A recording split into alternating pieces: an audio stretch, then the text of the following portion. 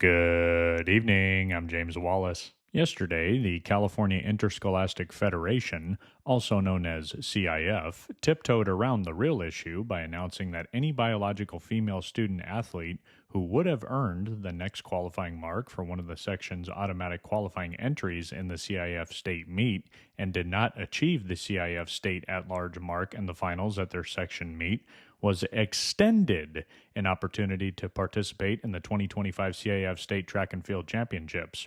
This outraged the common sense community, with most of them saying, not good enough. In addition, U.S. Attorney Bill Essayli announced on X that his office, along with Assistant Attorney General for the Civil Rights Division, Harmeet Dillon, are taking action to combat California's practice of allowing boys to compete in girls' sports. They are launching a Title IX investigation into CIF and Jurupa Unified School District for allowing a boy to dominate on the track team and take first place in competitions.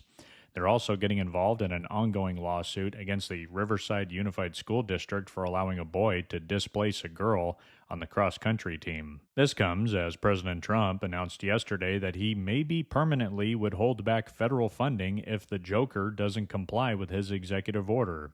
President Trump also said, if necessary, he will order local authorities to not let the transitioned person to compete in the state finals, and that this whole thing is a totally ridiculous situation. In today's edition of Rhino Alert, video has surfaced from the Orange County GOP Central Committee meeting of current Yorba Linda Mayor Janice Lim pushing for Marilyn Anderson to get the conservative endorsement, even going so far as to bring in known Democrat leaders to support her. In these next two clips, you will hear Janice Lim claiming that Marilyn Anderson voted for parental notification, which Marilyn did not. She has voted for conservative values. She did vote for parental rights. She also is for parental notice. But you wouldn't get that from what Leandra and a bunch of other people are saying, because it's just not true what they're saying about her. No. Ms. Buck is a no. I'm a no because I really would like legal guidance on this. All right, no. I'm a yes. Mr. Frazier? Yes. And Ms. Blades, yes. And myself, yes. Just so we know, that notification policy has passed with a 3-2 vote. True conservative Placentia Yorba Linda trustee Leandra Blades called her out even further. Marilyn brought someone who was helping Orange Unified in their recall. She brought someone with her in her car and they're sitting in this meeting. Would you guys do that? Would you bring the Democrats to this meeting? No. That is why I'm saying. These photos clearly show that Yorba Linda Mayor Janice Lim supports candidates like Marilyn Anderson, Carrie Buck, and Tricia Quintero, all of whom have consistently stood against parental rights, innovative education, and even common sense protections like girls' sports. In this next clip, here's when all three voted in support of transgenders playing in girls' sports. All in favor, say aye. Aye. All opposed, say no. No. No. Shocker. USC does not support girls. Pull your children. Don't be fooled, Yorba Linda. In the city of Orange last night at their city council meeting, members of the Orange Municipal Employees Association showed up in force to express their concerns about not having high enough wages to combat the rising cost of living in Orange. City workers have been asked to do more with less, fewer staff, fewer resources, and less time to do the job right. We are running on fumes here, and many of us are asking, how can we continue at this pace? The answer is clear based on our current 17.6% vacancy rate.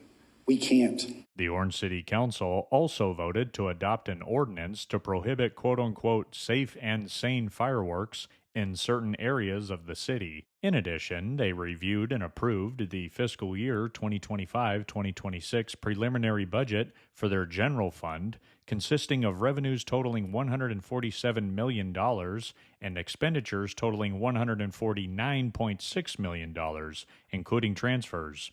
Their budget still does not look good. The city of Anaheim is demolishing its fourth motel since 2021 as part of an ongoing remaking of Beach Boulevard known as Rebuild Beach. The former Rainbow Inn is set to be torn down starting Thursday, with crews and equipment knocking down the two-story motel building and clearing rubble from the site. Anaheim bought the Rainbow Inn for $6.9 million in September from Danuba Hospitality Incorporated, a family holding company. The former 42-room motel opened in 1984 and sits on 29,000 square feet of land, or about 0.7 acres, at 831 South Beach Boulevard near Ball Road. Upon buying the Rainbow Inn, the Anaheim Housing Authority closed down motel operations and began working to relocate about 10 longer-term tenants. The former motel has been empty with on-site security since April 8th. The Rainbow Inn is being torn down to combine the site with two neighboring city-acquired parcels to create a 2.7-acre redevelopment site. More news in Anaheim. Disneyland received approval from the Anaheim City Council recently to expand its theme parks in Anaheim without acquiring any new land, by building attractions where the company could previously only build hotels or parking lots. This paves the way for a multi-decade project to expand both of its theme parks there, Disneyland and Disney California Adventure. The project, dubbed Disneyland Forward, does not require any public funding. While no specific designs have been shared yet, Disney has released concept art for what the expansion could look like on the west side of the resort in areas surrounding Disneyland Hotel and Pixar Place Hotel. And one more update with Anaheim. A newly created and funded Anaheim Affordable Housing Trust is set to help finance affordable communities, provide down payments for first-time home buyers, and help those at risk of eviction. The Anaheim Local Housing Trust Fund was created by Anaheim City Council in August with guidelines and a spending plan to be considered by the council on Thursday. The fund starts with $16 million, $15 million in funding received this week from Walt Disney Company, and $1 million from existing federal funding.